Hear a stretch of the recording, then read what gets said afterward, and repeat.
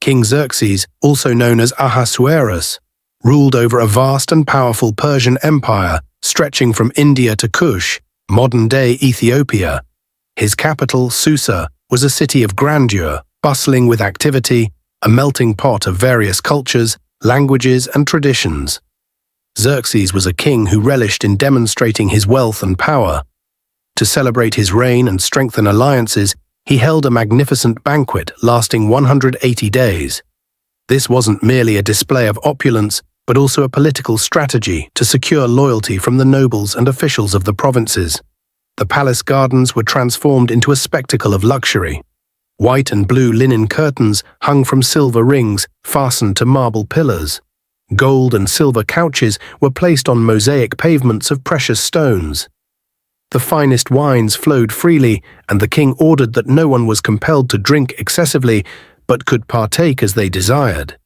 This lavish display was a testament to the empire's vast resources and Xerxes' grandeur. Simultaneously, Queen Vashti, Xerxes' wife, hosted her own banquet for the women of the palace. Vashti, known for her beauty and dignity, was admired by many. However, the seventh day of the feast marked a turning point. Xerxes, intoxicated with wine and the desire to impress his guests, summoned Vashti to appear before him wearing her royal crown. His intention was to showcase her beauty to his guests, a request that undermined her dignity. Vashti, unwilling to be paraded as an object for the king's entertainment, refused the summons. Her bold defiance enraged Xerxes, whose ego and authority were challenged in front of his court. His advisors, fearing that Vashti's act of disobedience might set a precedent for other women in the empire to defy their husbands, urged the king to act swiftly. They recommended that Vashti be removed as queen and that a royal decree be issued declaring that all wives must honor their husbands. This edict, sealed with the king's authority, was circulated throughout the empire, ensuring that Vashti's defiance would not be emulated. Thus, Vashti was deposed, setting the stage for a new queen to rise, a queen who would unknowingly change the course of history for her people. As time passed, Xerxes' anger subsided, and he began to remember Vashti. His advisors suggested a solution to find her replacement: a royal beauty contest.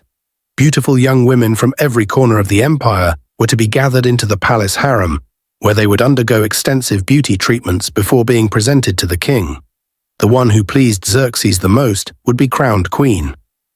Among the many women taken to the palace was a young Jewish girl named Hadassah, who was called Esther in Persian. Orphaned at a young age, Esther was raised by her cousin Mordecai, a devout Jew who worked at the palace gates. Mordecai loved Esther as his own daughter, teaching her to uphold her Jewish faith and values while living in a foreign land. When Esther was brought to the harem under the supervision of Hegai, the eunuch in charge, she quickly won his favor. Her humility, grace, and inner beauty set her apart from the other women. Hegai provided her with the best food, 7 maids, and the finest quarters in the harem. Despite her rise in prominence, Esther followed Mordecai's advice to conceal her Jewish identity. For 12 months, Esther underwent the prescribed beauty treatments: 6 months with oil of myrrh, followed by 6 months with perfumes and cosmetics. When it was her turn to meet the king, Esther asked for nothing beyond what Hegai recommended, showcasing her modesty and wisdom. Her natural charm captivated Xerxes, who placed the royal crown on her head and declared her queen.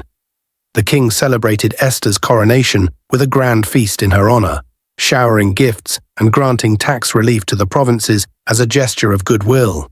Unbeknownst to Xerxes, his new queen was part of a marginalized group whose fate would soon rest in her hands. Mordecai, ever watchful over Esther, regularly lingered near the palace gates to check on her well-being.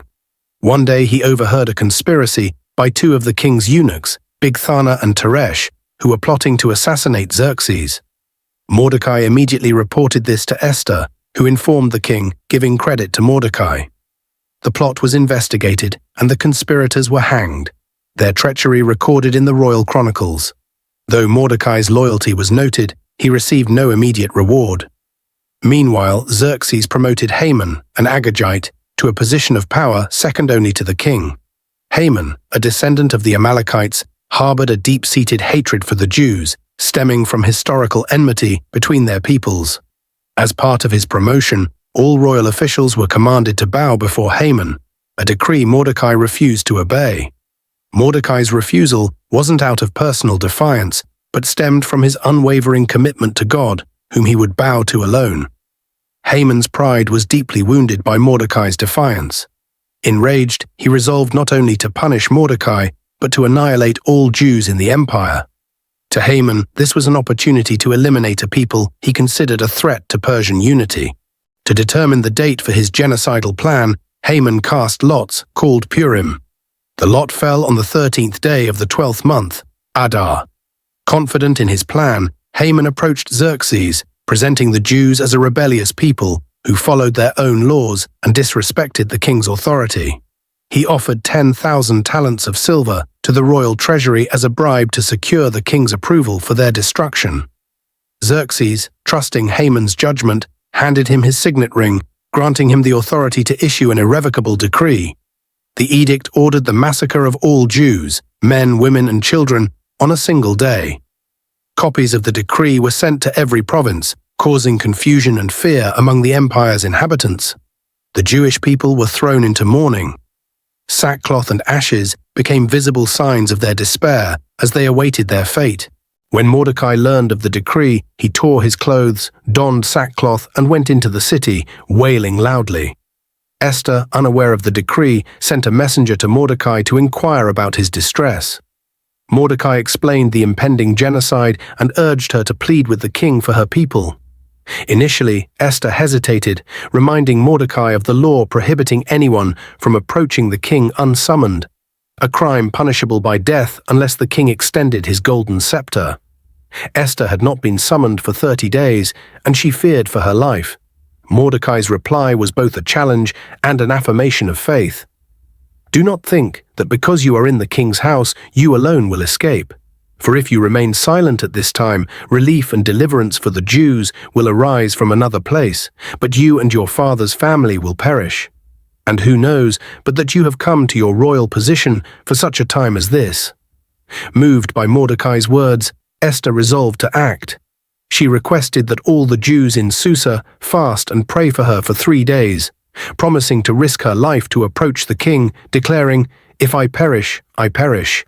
After 3 days of fasting and prayer, Esther put on her royal robes and stood in the inner court of the palace. When Xerxes saw her, he extended his golden scepter, granting her permission to speak.